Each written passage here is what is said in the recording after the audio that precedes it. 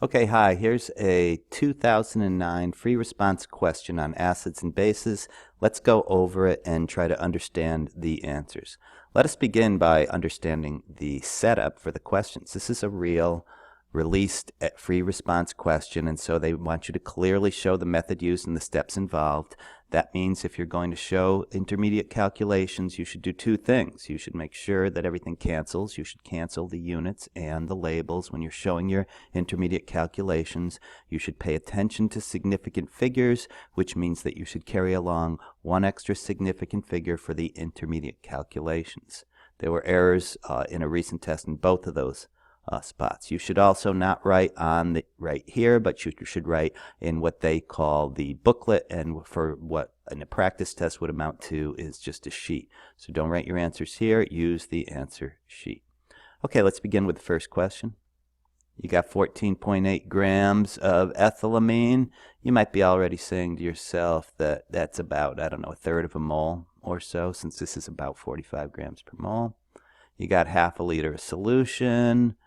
So your concentration should be able to be calculated very easily in moles per liter. And that is the first question. Calculate the molar concentration of ethylamine in the solution. One good strategy is that rather than start to read too much into this and think about where they're going, although I'm sure that's useful, is they're typically going to lead you down the garden path. So if you just look at each question and just do what it says, it'll help you along, right? So let's just do what they say, and let's switch over to the answer key, which is up here. Here we are. Moles per liter. First, let's find out moles, and it is about a third of a mole. Notice that they carried along four significant figures. The question has 3 for the least number of significant figures, so we're going to answer to 3, but we'll carry along 4 for our intermediates. You would get an incorrect answer here if you did not do that.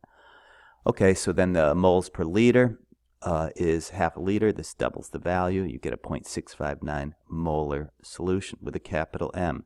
Students, and there were several of them who just write 0.659 but not the M, may not receive credit. So what are the two big take-homes here is don't forget to carry along an extra significant figure for your intermediates. I think you should have a line through that and through that. And also write your units in your final answer. You could also say moles per liter of ethylamine if you want it to be extra complete. That's called the unit as well as the label, what it is. Okay, now they tell us that it's in water, and so that means it's a weak base, which means it will form some OH minus, which is what a Bronsted base does. Not much, but just a little bit.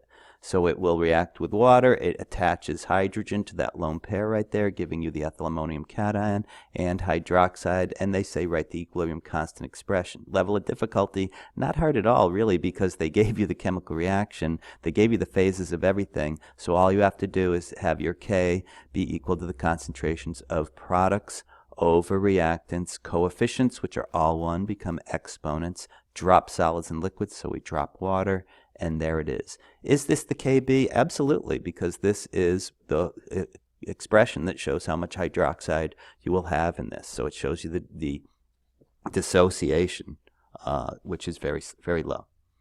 It's more like association when you think about it, isn't it? Because the ethylamine is associating with water. I suppose the water is dissociating to form hydroxide. Fine. Okay, so they say of the ethylamine or the ethylammonium cation, which is present in the solution at higher concentrations. Well, the simple answer is that since it's a weak base, it doesn't dissociate much. Let's use the word dissociate. And it will not go too far to the right because it's weak. It's got a very low value. And that's all there is to it.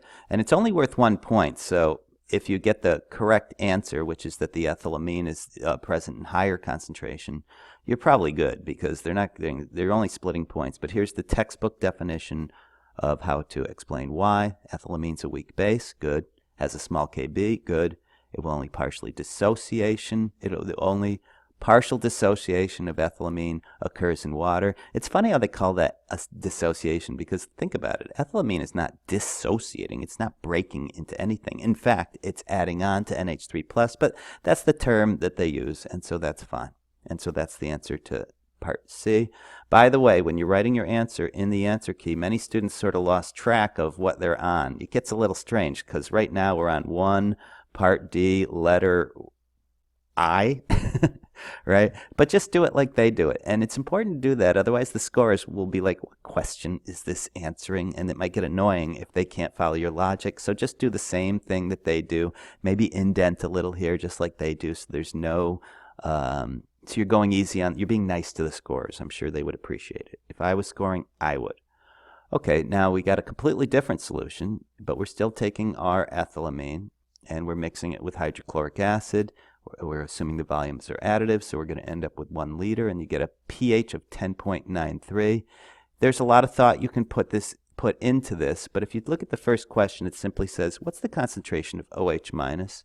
Well, if you got a pH, I guess it's pretty easy to get the OH minus. So rather than read too much into where they're going, just answer the question, and it is going to give you the hydroxide. You can get it from the pH. First get the H plus, which is the negative log. 10 to the minus pH is the H plus, so there's your H plus. The remaining, if you will be your OH minus because they multiply through to 10 to the minus 14th. Or you could do it the other way. If you have the pH, well, pH plus POH equals 14. I think this is easier because you could probably do this in your head, right? The POH will be 3.07, and the negative log of the 10 to the negative POH is the OH minus. There it is right there. I don't know really why they show you that.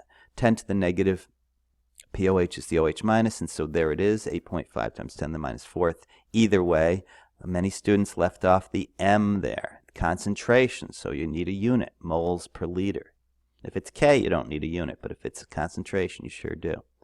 Now write the net ionic equation that represents the reaction that occurs when ethylamine reacts with HCl.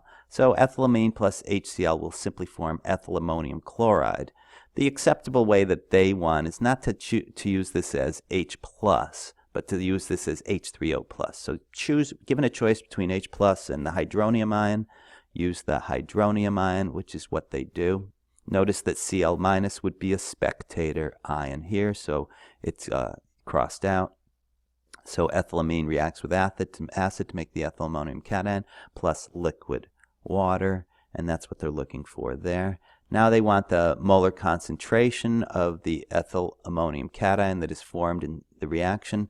Most students got this incorrect, and perhaps they didn't see that this is simply a limiting reactant type problem. You've got some ethylamine, you've got some acid, but you really don't have enough acid, right? You only have 1/10 of a mole of acid, and you've got 1/4 of a mole of ethylamine, so you're going to end up with 0.15 moles of ethylamine left over, and you can't form more than 1/10 of a mole of that stuff because it's a limiting reactant. So the answer is simply you'll form 1/10 of a mole of that product.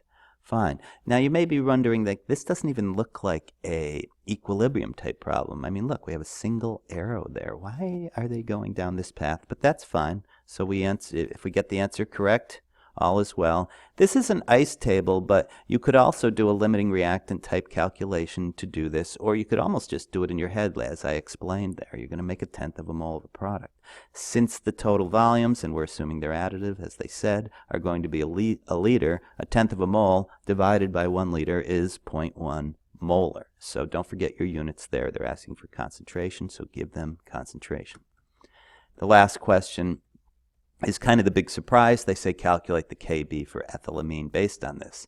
Now, Kb, that's just the dissociation of ethylamine and water. That's from an earlier part. But if you look at all the parts that go into it, right, and this is ethylamine plus water makes the ethyl ammonium cation plus hydroxide, right? This is not the HCl reaction. This is just the dissociation of ethylamine.